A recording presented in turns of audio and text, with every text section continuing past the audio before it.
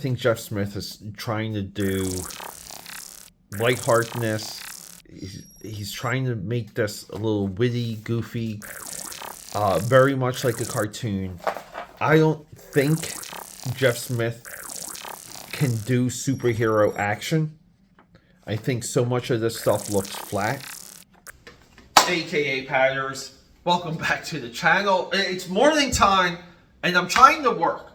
And I'm trying to read, between calls and emails and things like that. Shazam, Monster Society of Evil by the great Jeff Smith of Bone. Jeff Smith, because of his work in Bone, he can take the title of the greatest cartoonist in American history. I don't know, Windsor McKay is a close second to me. It's a two-headed dragon. These are my emails going off. I cannot concentrate until I get this thought out of my head. And it's just, again, we go through down these threads on this channel. I'm going to show it off to you. I do want to hit the drawing table, but I don't need the drawing table to get these thoughts out of my head. So cheers again, guys. Good morning. So there's no sure bets. You get a talent like Jeff Smith, and you perfectly combine him. You mash him into the world of Captain Marvel and Shazam. Jeff Smith, if you read Bone, the guy is a flat out. He's a historian on what he's connected to. He likes Pogo, Pago. Everything in Pago ends up in Bone, and he personifies it, sculpts it, and makes it his own. And Shazam, the Monster Society of Evil, just that title alone is indicative of Shazam's history. Shazam's Monster Society storyline, and I'm talking back in the 40s, was 2.5 years long. They teased this, and then at the end of the rainbow, you got a caterpillar running the evil. Hey, come on, it's comics.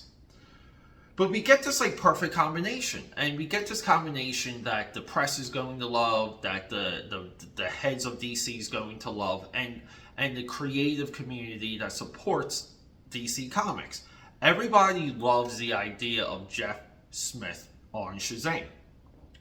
During Shazam Fury of the Gods, I use stuff like that. I use movies or events or drops, things that get hype and excitement to push myself down rabbit holes. Because I don't want to do it sometimes, but I go down these rabbit holes, and I like to even discover what I don't know, what I think I know, and what I need to learn, because the strength of this channel is really what is inside of Peter's gray matter. So during Shazam, A Fury of the Gods, I started to acquire what I would call a Shazam stack. And during the time of that movie, during the time of release, we got into some of that stack and found some correlations, got some revelations, and relatively was able to build this composite of the publishing history of Shazam, and more importantly, Shazam's involvement within DC Comics. A lot of these things, a lot of these comparisons, a lot of these revelations, I just feel like are glossed over because, we can go to YouTube now and watch a Shazam documentary that came out during that time, and it's their view, it's their perspective. And does it lack some elements? And it does, because there's no reason why Shazam, Monster Society of Evil, right here, by the great Jeff Smith, should fail. There's no reason why it shouldn't be entertaining. And I was so happy to get this book for dirt cheap. It's a $40 book.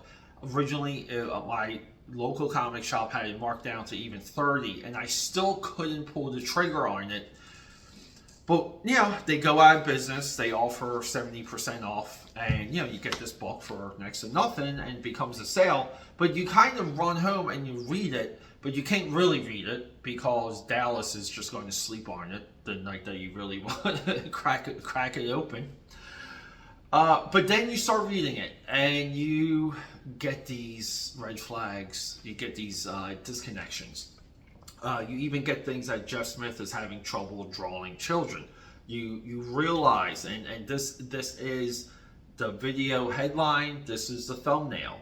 Jeff Smith cannot draw superheroes because there's a dynamic element. There's a dynamicism. Is that even a word? There's a dynamic fabric that needs to be in superhero pages, panels, layouts, presentation. You know, like Megamind. I love that scene in Megamind when he's like, presentation! And it's not here.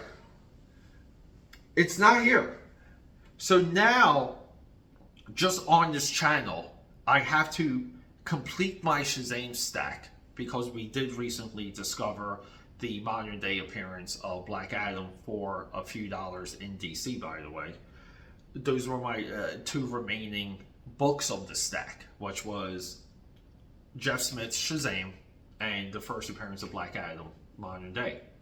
So now we've completed our Shazam stack, and I'm eagerly reading this to just complete the work I began around Shazam Fury of the Gods, which at this point is almost a year ago. And I'm excited, and I'm invested, and I'm into it, and I'm happy I got a deal on the book, and I'm reading. And I know I'm kind of on like the outskirts. I'm a contrarian, not willingly, not forcefully, but just how the Peter brain is processing some of this. It's red flag, red flag, red flag, disconnection, disconnection. But then the light at the end of the tunnel, the silver lining in the sky, so to speak, is this. We learn so much about what doesn't work. We can learn about why things work when we witness and we experience what doesn't work. We learn more from the failures than we ever can from a success. And this is a beautiful failure. I'm just a little bit upset. People haven't called it. They're not talking about it. It's not of a topic. But Jeff Smith doesn't get a lot of clicks, doesn't get a lot of views. Even on a CBR blog post, Jeff Smith doesn't get a lot of traction. You know, when Jeff Smith recently, I believe last year, suffered from cardiac arrest, hardly anybody freaking reported the damn thing.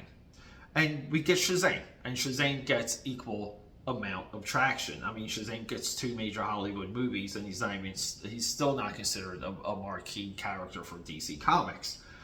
And it's sad because I was so excited, I was so hyped for this, but I do want to hit the drawing table, and we'll probably do that recording-wise a little bit away from recording this.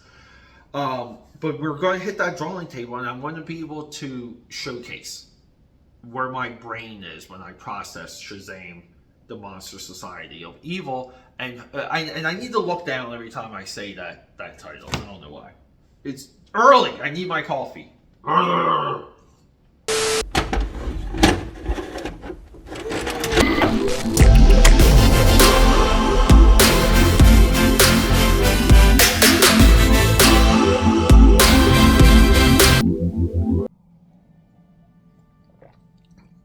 Cheers, AKAPADers. So we're going to get right into it. I know that intro didn't sound positive. I tried reading this. I also brought this into one of my job sites to an individual that is a Shazam, Captain Marvel super freak.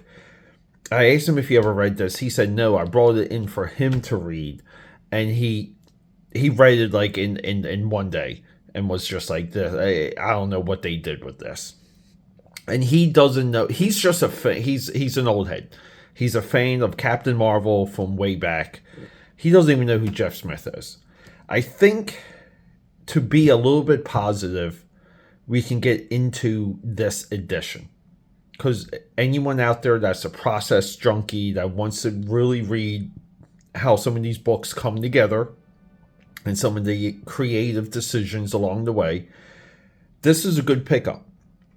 Story-wise, I'll tell you where it really left me. Number one, Jeff Smith does not draw children well at all. His Billy Batson is, it just doesn't fit.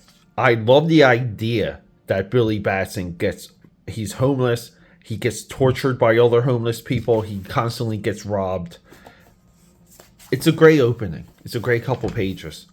But then we get into, the old man. He follows the mystery figure on the train. And then once he becomes Shazam, we get these a really weird hot dog bit here. And he goes back to the mountain, and we really kind of don't get the explanation of how he gets back to the mountain with Billy Batson. But then it's weird stuff. Like he leaves his boots behind, and then the kid gets the boots, but the kid's able to crawl out of the mountain back into the real world. And then we get this, like this Mr. Monster type stuff, right? And I would say I got maybe this far, because they kind of start pulling in some of the the other Dr. Savannah. They start to pull some of this stuff in, and I think some of this story, I think Jeff Smith is trying to do lightheartedness. He's trying to make this a little witty, goofy, very much like a cartoon.